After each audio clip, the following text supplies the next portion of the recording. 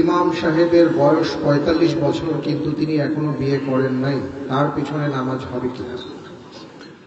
জি ভাই, এদেশে দুই শ্রেণীর মানুষের জন্য সাধারণ মানুষ বেশি মাসআলা তালাশ করেন।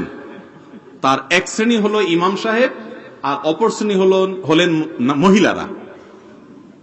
যত ফতোয়া দেখবেন, যত মাসআলা দেখবেন, বিশেষ করে খোঁচানো মাসআলা, এগুলো সব ইমাম সাহেবদের বিরুদ্ধে কিছু মুসল্লি আছে সারাদিন খোঁচান, আর মহিলাদের বিরুদ্ধে সহবাসের পরে গৃহস্থলী কাজ করা যাবে কিনা এই প্রশ্ন আমাদের কাছে আসে, কারণ এটা মহিলাদের বিরুদ্ধে।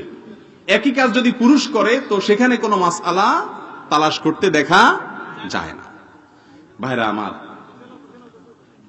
ইমাম সাহেবদের ভুল ত্রুটি হলে সেটা অবশ্যই ধরিয়ে দিতে হবে, কারণ ইমামের ভুল হলে শত শত লোক তার অনুসরণ করে বিভ্রান্ত হবে। কিন্তু ইমাম সাহেবদের পেছনে অযাচিতভাবে খোঁচাখুচি করা যাবে না। ভাই, প্রশ্নকর্তা যিনি প্রশ্ন করেছেন হয়তো তার উদ্দেশ্য ভালো ছিল, ইমাম সাহেবের বয়স ৪৫, এখনো বিয়ে করে নাই, তার পেছনে নামাজ পড়া যাবে কিনা। আমার প্রশ্ন হলো, কোন মুক্তাদি সাহেব, কোন মুসল্লি সাহেব যদি বিয়ে না করেন আর বয়স ৪৫ হয়, তার নামাজ হবে কিনা? কি বলেন আপনারা? নামাজ হবে কি হবে না? তো এই প্রশ্ন কেন করেন না যে মুসল্লির নামাজটা হবে কিনা? মুসল্লি বা মুক্তাদির নামাজ যদি হয় বিয়ে না করলেও, ইমামের নামাজও ইনশাআল্লাহ হবে, কারণ ইমামের জন্য আলাদা কোনো মাসআলা নাই। তবে হ্যাঁ, বিবাহের সামর্থ্য থাকলে সাধারণ এবং স্বাভাবিক অবস্থায় বিবাহ করাটাই হলো নবীর আদর্শ সুন্নাত। এজন্য ইমাম সাহেব যদি অকারণে বিবাহ না করে নিজের জীবনকে শেষ করে দেন, অনেক যুবকরা আছেন অবৈধ সম্পর্ক করে যখন ফেল খায়, এরপরে বলে আর বিয়ে করব না।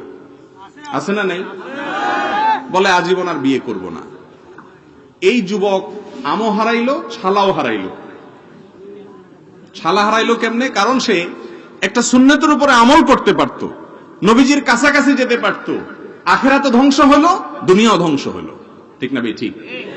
এই জন্য কেউ যদি বিবাহ না করে সারা জীবন তথাকথিত চিরকুমার থাকে, এটা মুহাম্মদুর রাসূলুল্লাহ সাল্লাল্লাহু আলাইহি সাল্লামের আদর্শ না। কিন্তু এর সাথে নামাজের কোনো সম্পর্ক নাই। কারোর হয়তো বিবাহ করার ক্ষমতাই নাই, সে বেচারা করলো না, তো এর সাথে তার নামাজ না হওয়ার কোনো সম্পর্ক নাই। এই মর্মে নামাজ বিশুদ্ধ হবে ইনশাআল্লাহ, যদি তিনি অন্য কোনো অসৎ উদ্দেশ্যে, ওই যে ছাকা খেয়ে বিয়ে না করার যে ব্যাপারটা, এরকম কিছু যদি না থাকে। তো ইমাম সাহেবের ব্যাপারে এটা কল্পনা করা যায় না যে তিনি ছাকা খেয়েছেন। এটা তো আমাদের যুবক ভাইরা, বন্ধুরা বেশিরভাগ খায় এরকম। জি। ইসলামিক লাইফ, জীবন গড়ুন কোরআন সুন্নাহর আলোকে।